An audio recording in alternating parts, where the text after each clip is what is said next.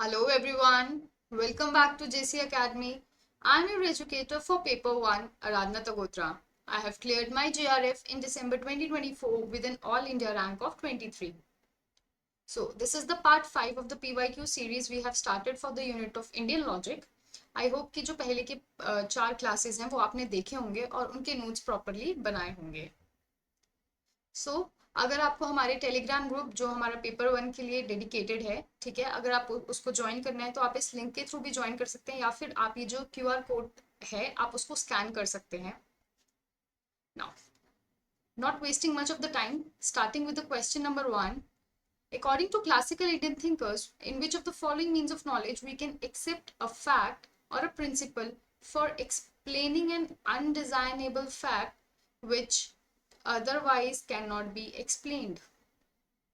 देखिए, ये क्वेश्चन को ना आप अगर तोड़ तोड़ कर पढ़ेंगे तो आपको शायद अच्छे से समझ आएगा. ये बोल रहा है कि इसमें से ये जो इन्होंने 4 प्रमाण दिए हुए हैं ऑप्शन में, इसमें से वो कौन सा प्रमाण है, वो कौन सा मीन्स ऑफ नॉलेज है जहाँ पे हम एक अनडिनाइबल फैक्ट को या प्रिंसिपल को एक्सेप्ट करते हैं जो हम एक्सप्लेन नहीं कर सकते. जैसे फॉर एग्जाम्पल देखिए, इसका जो आंसर है ना, पहले मैं आपको आंसर बताती हूँ, उसके बाद हम इसका लॉजिक डिस्कस करते हैं. जो इसका आंसर है ना, that is D, which is अर्थपति.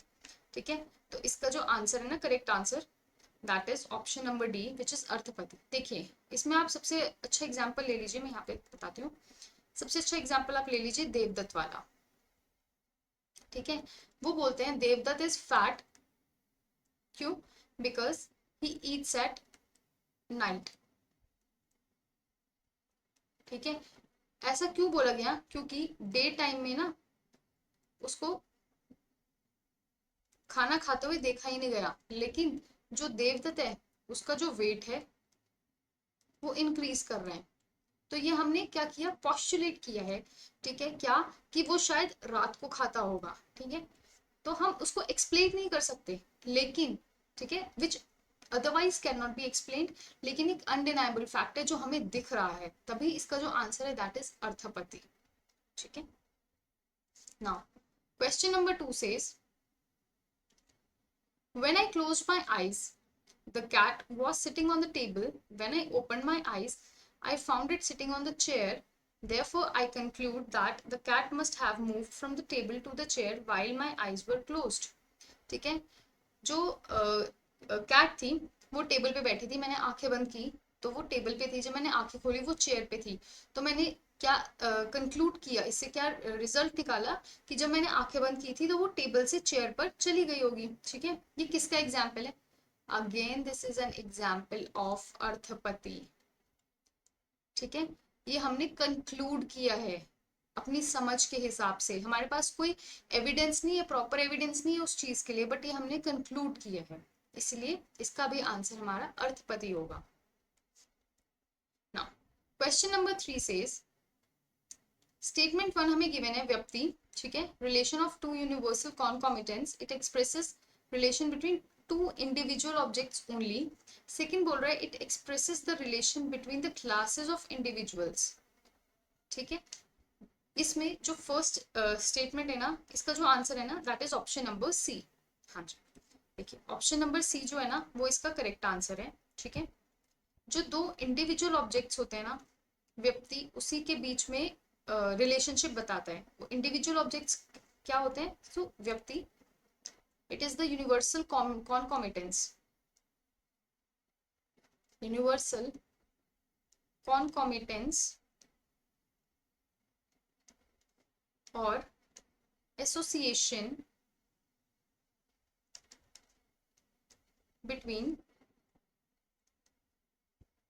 middle and major term. ठीक है, सो ये दो इंडिविजुअल ऑब्जेक्ट्स के बीच में होता है एंड नॉट द क्लासेस. ठीक है, इसीलिए जो हमारा स्टेटमेंट 1 है वो करेक्ट है, लेकिन जो हमारा स्टेटमेंट 2 है वो इनकरेक्ट है. Question number 4, if a jar is temporarily removed from its locus the non existence of the jar on the floor is. Ma'am ये भी तो अर्थवती है, नहीं। इन्होंने बोला है कि टेम्परली रिमूव कर दिया। हमने जहाँ एक्सपेक्ट किया था ना कि वो उस शेल्फ पे पड़ा होगा जार, लेकिन वो जो जार था वो उस शेल्फ पर नहीं था, it was removed temporarily. So this is an example of anupalabdhi, that is non cognition. Cognition का मतलब जो हमने देखा, ठीक है, जो हमारे दिमाग को पता है कि वो चीज वहीं पर होगी, लेकिन हमने जब वो चीज वहां पे देखी तो it was not available at that place, ठीक है। So this is an example of anupalabdhi. So हमारा जो आंसर होगा वो सेकेंड होगा। Question number 5 says in the light of न्याय syllogism which of the following are correct। हमें करेक्ट बताने हैं। देखिए हमारे तीन टर्म्स होते हैं, मेजर, माइनर, मिडल। मिडल को हम बोलते हैं हेतु या लिंगा, माइनर को हम बोलते हैं पक्ष, और मेजर को हम बोलते हैं साध्य, ठीक है। अब आपको क्या करना है, सिंपली मैच करना है। लेकिन सिंपली मैच करने के लिए या करेक्ट ढूंढने के लिए आपको पता होना चाहिए कि किस टर्म को क्या नाम दिया जाता है। Sadhya is the major term, correct. Linga is the minor term, नहीं मैम, लिंगा हमारी मिडिल टर्म है। Hetu is the middle term, yes. Paksha is the minor term, yes. Anumana inferential knowledge होता है, yes. So ACDE option number second, हाँ। सो हमारा जो option number second है that is B. मैं बी नहीं लिखती, यहाँ पर लिख देती हूँ option number second, it is the correct answer. Question number 6, which of the following is true regarding उपमान as a means of knowledge। अब कुछ स्टेटमेंट्स दिए हैं, वो हमें गेस करनी है कि वो उपमान के लिए है या नहीं है। It is derived from the comparison, correct. It corresponds to analog या analogy होना चाहिए वैसे यहाँ पे, it corresponds to analogy, correct. It is defined as the knowledge of relation between a word and a denotation. It is a kind of अनुमान। देखो A भी होना चाहिए, होना चाहिए। It is defined as the knowledge of relation between a word and its denotation। देखो denotation का मतलब होता है डिक्शनरी मीनिंग, डिक्शनरी मीनिंग, ठीक है। D for denotation, D for dictionary, आप ऐसे याद रख सकते हैं। तो अगर मैं फॉर एग्जाम्पल काउ का एग्जाम्पल दे रही हूँ या काउ और ऑक्स का कंपैरिजन कर रही हूँ, तो जो डिक्शनरी में काउ की डेफिनेशन है और जो ऑक्स की डेफिनेशन है वो तो वही है ना, वो चेंज नहीं हो रही ना, या फिर वो पर्सन टू पर्सन चेंज नहीं करती है। जो काउ की डेफिनेशन है वो यूनिवर्सल है। So it is a relation between a word and its denotation, बिल्कुल सही है। तो इसका आंसर होगा हमारा ABC, हाँ, ऑप्शन नंबर C, ठीक है। तो हमारा ऑप्शन नंबर सी ही बिल्कुल करेक्ट होगा और ये हमारा गलत हो जाएगा। Question number 7, an inference which is based on the middle term being only positively related to the major term is called केवल अन्वयी। in केवल अन्वयी अनुमान the knowledge of the vyapti between the middle and the major term is arrived at through the method of argument in absence। एंटीना ने इस question में बहुत ही I would say cleverly play किया है। अब देखिए इन्होंने बोला कि जहां पर मिडिल और मेजर टर्म पॉजिटिवली रिलेट होते हैं, ठीक है, पॉजिटिवली एसोसिएट होते हैं, हम उसको केवल एंड वही बोलते हैं। This is a correct statement. और नीचे भी उन्होंने बोला है the method of the knowledge of vyapti between the middle and major terms is arrived at through the method of argument in absence. ये गलत है। क्यों मैम, क्यों गलत है? क्योंकि देखिए statement 1 is true but statement 2 is false. Answer should be option number C. जी देखो ऊपर उन्होंने बात की है पॉजिटिविटी की, ठीक है, जो मिडल और मेजर टर्म पॉजिटिवली रिलेटेड होते हैं,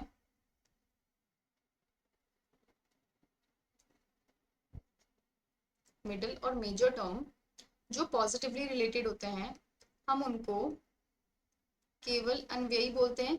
बिल्कुल करेक्ट है फर्स्ट स्टेटमेंट। सेकंड स्टेटमेंट भी करेक्ट जा रहा था, ठीक है, पूरा करेक्ट है। बस लास्ट में इन्होंने क्या लिखा, method of argument in absence.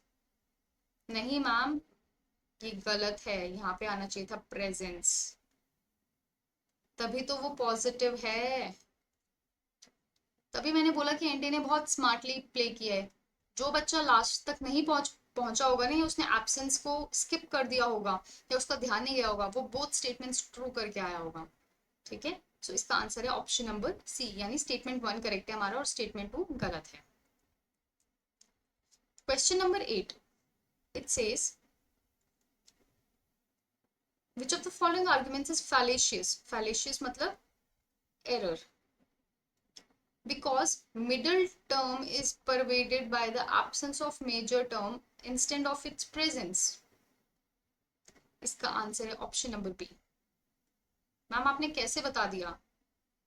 देखो, आप पढ़ो, sound is eternal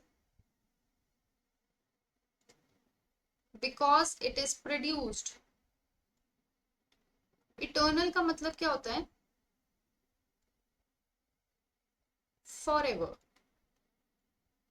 for ever. ठीक है, जैसे हम जिसको बोलते हैं ना हिंदी में अमर, अमर रहता है फॉर एवर। बट अगर कोई चीज प्रोड्यूस हो रही है, ठीक है,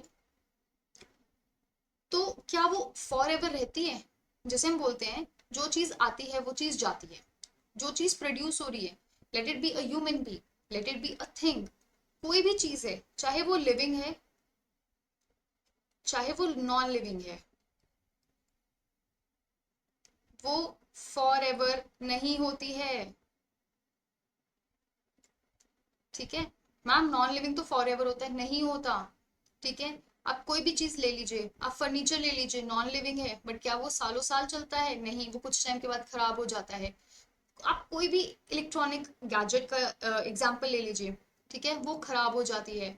जैसे हम मैनेजमेंट में पढ़ते हैं प्रोडक्ट लाइफ साइकिल, ठीक है, एक जब वो ग्रोथ स्टेज से होता है, वो सैचुरेशन पे पहुंचता है, और जब मतलब सैचुरेशन या मेच्योरिटी पे पहुंच के वो डिक्लाइन स्टेज पे आता ही आता है। ठीक है, और उसके बाद फिर एक न्यू जो हमारा प्रोडक्ट होता है वो डेवलप होता है। सो कोई भी लिविंग या नॉन लिविंग चीज है ना, वो इटर्नल नहीं हो सकती है। यानी जो भी चीज प्रोड्यूस हो रही है वो इटर्नल नहीं होगी। इसलिए जो स्टेटमेंट है ना, ये हमारी एक फैलेशियस स्टेटमेंट है। इसलिए जो हमारा आंसर होगा ना, that will be option number B. Question number 9 says the statement a sense organ that perceives a property also perceives the propertiness as well as the absence of that property can be attributed to which of the following schools? एक ऐसा प्रमाण, एक ऐसा sense organ, ठीक है, जो किसी एक वस्तु की प्रॉपर्टी, प्रेजेंस प्लस एब्सेंस, दोनों चीजों को वो क्या करते हैं, परसीव करता है, या वो दोनों चीजें देखता है, वो होता है हमारा न्याय। वो न्याय स्कूल है। देखिए, हाँ, न्याय स्कूल। आपको पता है न्याय जो स्कूल है, ठीक है, न्याय स्कूल में एक छोटा सा आपको इसका समझा देती हूँ। जो हमारा न्याय स्कूल है उसने 4 प्रमाण को एक्सेप्ट किया है। ठीक है, इसने एक्सेप्ट किया है, एक्सेप्टेड 4 प्रमाण्स, जिसमें से जो एक प्रमाण है ना वो है प्रत्यक्ष। और प्रत्यक्ष में हमारे सेंस ऑर्गन्स आते हैं, ऑल दी सेंस ऑर्गन्स। तो यहाँ पे इन्होंने एग्जाम्पल लिया ईयर्स का। So ears can perceive both sound and silence. कोई अगर शोर कर रहा है, ठीक है, साउंड का प्रेजेंस है, ये साउंड का प्रेजेंस है, जैसे कि शोर हो रहा है, this is the presence of sound, हमें सुनाई दे रहा है। लेकिन अगर साउंड का एब्सेंस है, यानी साइलेंस है, यानी शांत है, कुछ शांति है, हम वो भी महसूस कर सकते हैं। आप आइस का एग्जाम्पल लीजिए। हमें चीजें दिखती हैं जो होती हैं, ठीक है, यानी हमें ओपेक चीजें भी दिखती हैं। ओपेक का मतलब जहां जिसमें से लाइट पास नहीं हो सकती है। ठीक है, for example pen, computer screen, curtain, pass नहीं हो रही लाइट, वो चीज हमें दिख रही है। ठीक है, ओपेक का मतलब से लिखते हैं जिसमें से लाइट पास नहीं होती। हम वो चीजें भी देख सकते हैं। As well as we can see the transparent objects, जिसमें से लाइट पास होती है, जैसे कि अ ग्लास ऑफ वाटर। ठीक है, पानी में से लाइट पास होती है। आप एक ग्लास रख दीजिए, लाइट पास होती है। तो हमारी आईज ओपेक, तो ओपेक क्या है, हमारे प्रेजेंस, प्रेजेंस का एग्जाम्पल हो गया कि लाइट प्रेजेंट है। और ट्रांसपेरेंट हमारी एब्सेंस का एग्जाम्पल हो गया कि जो लाइट है वो एब्सेंट है। इसीलिए इसका जो आंसर आएगा वो हमारा न्याय स्कूल आएगा। वो क्यों? क्योंकि उसने प्रत्यक्ष प्रमाण को एक्सेप्ट किया है। Question number 10, atomism was propounded by which of the following schools?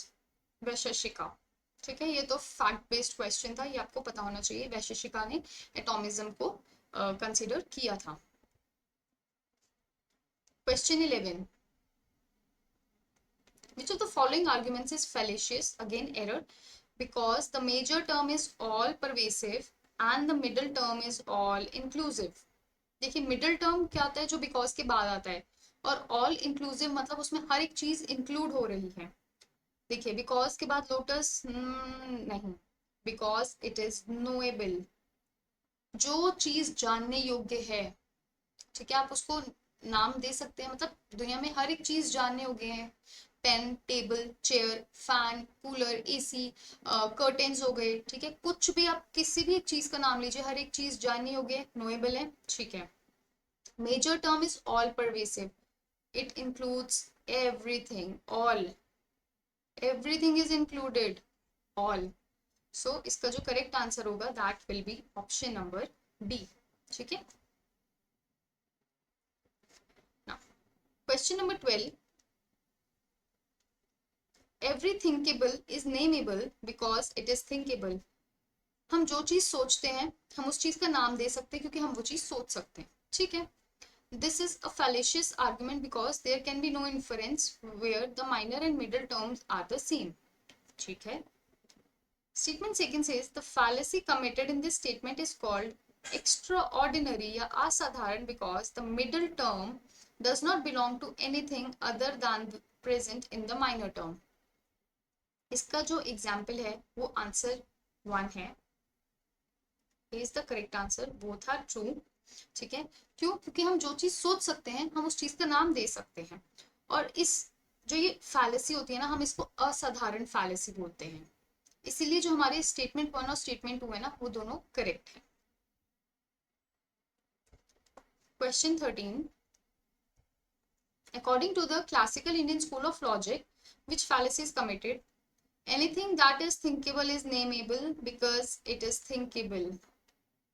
अभी पीछे क्वेश्चन किया था, यहाँ पे इन्होंने ये सेम क्वेश्चन आपको स्टेटमेंट की फॉर्म में दिया था।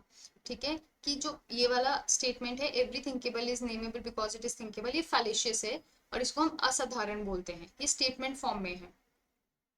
लेकिन ये वाला इन्होंने सिर्फ आपको एग्जाम्पल दे दिया, ठीक है, आर्ग्यूमेंट दे दिया है और पूछा है कि कौन सा फैलेसी है। सो आई होप आपको इसका आंसर पता होगा, asadharana, which is option number A. So concept same है but the way of asking that वो डिफर कर रहा है। देन क्वेश्चन नंबर 14, हमें मेंबर्स, ये मेंबर्स ऑफ सिलोजिज्म दिए, हमें उनको स्टेटमेंट्स के साथ मैच करना है। ठीक है, प्रीमाइस, डिडक्शन, एग्जांपल, प्रोपोजिशन, और इस साइड पे हमें कुछ स्टेटमेंट्स दिए हुए हैं। मैम हमें एक चीज पता है, जो डिडक्शन है ना, जिसको हम निगमन बोलते हैं, कंक्लूजन होता है, तो वो तो ये आ जाएगा देयरफॉर सोक्रेटिस मॉडल, बी का फोर्थ। जैसे ही बी का 4 आएगा हमारी ये दो ऑप्शंस कट हो जाएंगे। अब देखो बी का 4 यहाँ पे है और सी का 1। ठीक है, हमें दो तो मिल गए, बी का 4 है और सी का हमारा 1 है। Now we are left with premise and proposition. Premise बोलता है एक है हमारा Socrates is mortal, Socrates is इनविल। ठीक है, ये जो हमारा प्रोपोजिशन है ना, that is Socrates is mortal, proposition is pratijna, example is udaharana, premise is upanaya. So हमारा डी का second option number B will be the correct answer. Question number 15. As per classical Indian school of logic, which of the following fallacies committed when the middle term is too wide?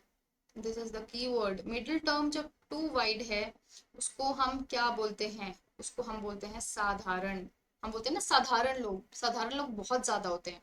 ठीक है, ordinary people बहुत सारे होते हैं. There so many numbers. So sadharana. ठीक है, आपको आप ऐसे याद रख सकते हैं. सो ये हमारा लास्ट क्वेश्चन था आज का. And these are the social media handles of JC academy. I hope कि आज जो हमने 15 क्वेश्चंस किए हैं वो आपको समझ आए होंगे. अगर आपको वो अच्छे लगे हैं तो प्लीज़ आप अपने फ्रेंड्स के साथ भी शेयर कीजिएगा और नोट्स जो है वो प्रॉपरली बनाएगा. बाकी आपको नेक्स्ट क्लास में मिलते हैं. Thank you so very much. Happy learning. Take care and bye bye.